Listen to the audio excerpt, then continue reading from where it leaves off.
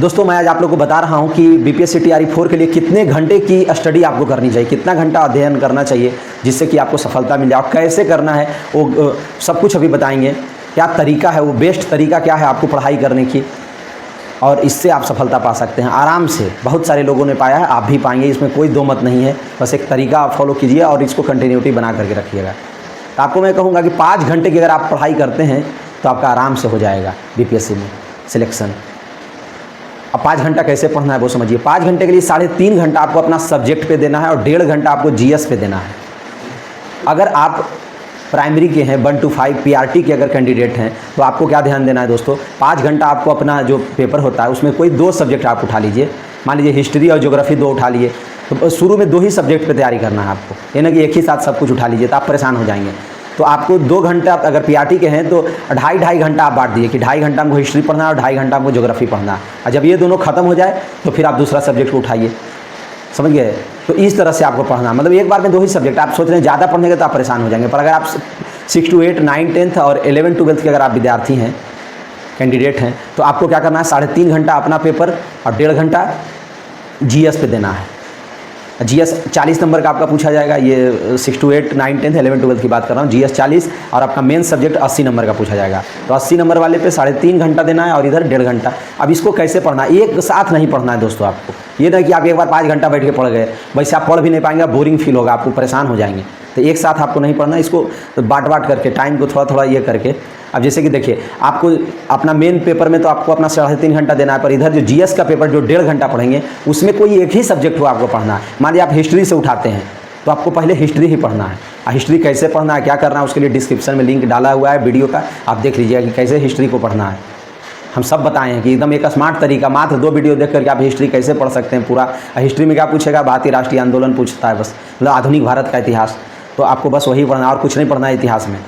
ये प्राइमरी के लिए भी यही चीज़ है इतिहास के लिए, और 6 to 8 या 9, 10, 11, 12 के लिए भी यही चीज़ है इतिहास का। तो आपको सबसे पहले हिस्ट्री को स्टार्ट करना है। इस तरह से आपको हिस्ट्री पे 1.5 घंटे का समय देना है।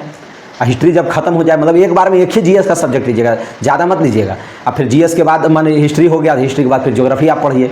ज्योग्राफी जब आपका खत्म हो जाता है तो फिर आप स्टार्ट कर दीजिए कोई एक ही सब्जेक्ट, फिर साइंस पे आप स्टार्ट कीजिए। और इधर जो आप पढ़े हैं हिस्ट्री ज्योग्राफी, इसको रिवीजन करते रहिएगा थोड़ा थोड़ा। तो 1.5 घंटा अपना सब्जेक्ट, 1.5 घंटा पढ़ना है जीएस में, कोई एक सब्जेक्ट उठाना है, 2 नहीं। और इधर 3.5 घंटा अपना पेपर पे, क्योंकि आपका अपना पेपर ही आपको स्कोर दिलाएगा। आप अपना पेपर को जितना आप स्ट्रॉन्ग करेंगे उतना ही आपको फ़ायदा मिलने वाला है। तो आपको हम बहुत अच्छे तरीके से ये बात कर रहे हैं कि 3.5 घंटा लगभग आपको अपने पेपर पे, वो भी 3.5 घंटा एक साथ नहीं पढ़ना, 1-1.5 घंटा पढ़े, फिर 1-1.5 घंटे के बाद पढ़ेंगे। और रोज़ सुबह उठ करके एक अपना टारगेट बनाइए कि आज हमको क्या पढ़ना है, मतलब हमको अपना पेपर में और जीएस में कौन कौन सा टॉपिक पढ़ना है, इसको भी क्लियर कीजिए। और क्या रिवीजन के लिए भी रोज़ आप अपना आधा घंटे का समय रखिए कि रिवीजन भी हमको करना है। तो 5 घंटे तो अपना मेन आप रख ही लीजिए, 5 घंटे के बाद आधा घंटा के लिए रिवीजन का रख लीजिए।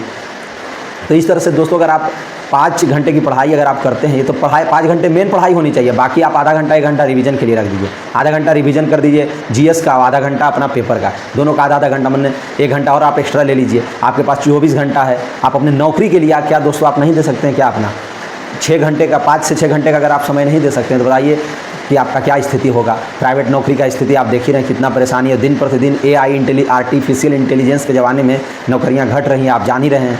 आने वाले टाइम में आप एक बहुत अच्छे किस्म का बेरोजगार साबित होंगे अगर आप अभी तैयारी नहीं करते हैं तो इसलिए आपको अभी से एकदम अपना 4-5 घंटे का, 6 घंटे का समय, 5 से 6 घंटे का समय एकदम दे दीजिए अपने ऊपर। 5 घंटा मेन पढ़ाई और 1 घंटे का आधा घंटे का रिवीजन लगा दीजिए जीएस पे, आधा घंटा अपने पेपर पे। रोज़ ये काम कीजिए, आपको बस एग्जाम तक ये फॉलो करना है 6 घंटे का, और रोज़ आपको पढ़ना है दोस्तों। ये गलती ना कीजिए कि 3-4 दिन हमारे कहने से आप पढ़ लिए, मोटिवेशन मिल गया, और फिर 3-4 दिन के बाद, 1 सप्ताह के बाद सब कुछ छोड़ दिए। नहीं, रोज़ आपको पढ़ना है। ये गलती कभी मत कीजिए कि 10 दिन पढ़े उसके बाद छोड़ दिए। रोज़ आपको ये 5-6 घंटे की स्ट्रेटजी बनानी होगी। सुबह उठ करके ये अपना तैयार कर लीजिए कि आज हमको क्या क्या पढ़ना है, और उसके बाद रोज़ इस तरह से आप पढ़िए। देखिए आपको 15 दिन में इतना अच्छा कॉन्फिडेंस आपके अंदर आ जाएगा कि मैं आपको क्या कहूँ। आप हमें धन्यवाद देंगे। हमारा वीडियो अगर अच्छा लगा हो थोड़ा भी तो लाइक कर दीजिए, चैनल को सब्सक्राइब कर लीजिए। और अगर आप बीपीएससी टीआरई 1, 2, 3 का क्वेश्चन पेपर अगर आप चाहते हैं प्रीवियस ईयर का सारा मेरा टेलीग्राम चैनल पे रखा हुआ, आप टेलीग्राम चैनल से जुड़ जाइए। और उपयोगी वीडियो जो अच्छा वीडियो है, वो NCERT कैसे पढ़ना है, सारा चीज़ आपको हमारे चैनल पे मिल जाएगा।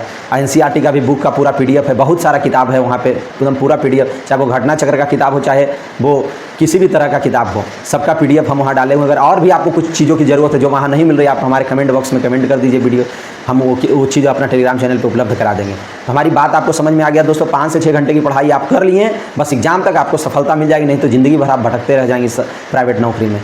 मैं भी भटकता था, आप भी भटकेंगे, पर अगर आप मेहनत थोड़ा सा कर लीजिएगा तो अब जैसे मैं नहीं भटक रहा हूँ वैसे आपको भी भटकना नहीं पड़ेगा। ओके दोस्तों, मैं सब कुछ बहुत अच्छे समझा दिया हूँ।